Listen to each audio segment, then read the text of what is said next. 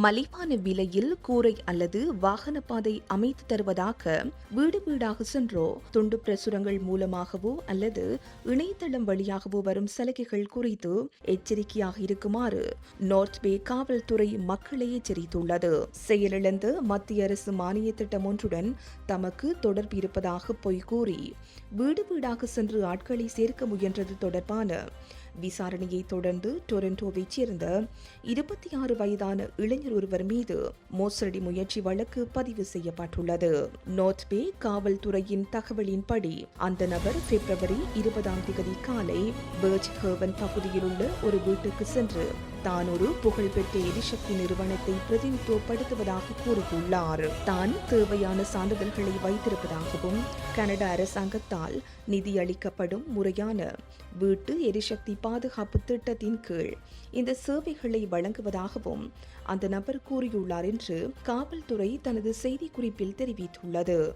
ஆனால் அந்த நபர் குறிப்பிட்ட மத்திய அரசின் வீட்டு எரிசக்தி பாதுகாப்பு திட்டம் பல ஆண்டுகளுக்கு முன்பே முடிவடைந்து விட்டது என்றும் தற்போது அது செயல்பாட்டில் இல்லை என்றும் காவல்துறை தெளிவுபடுத்தியுள்ளது. இருப்பினும் அந்த நபர் வீட்டு உபயோகப் பொருட்களை வழங்குவதாகவும் அதற்கு $5,000 முதல் $10,000 வரை மானியம் பெற்றுத் தருவதாக உறுதியளித்து ஏமாற்ற முயன்றுள்ளார். இதையடுத்து கைது செய்யப்பட்ட குற்றம் சாட்டப்பட்ட அந்த நபர் நீதிமன்றத்தில் ஆஜராக வேண்டும் என்ற நிபந்தனையின் பேரில் விடுவிக்கப்பட்டுள்ளார்.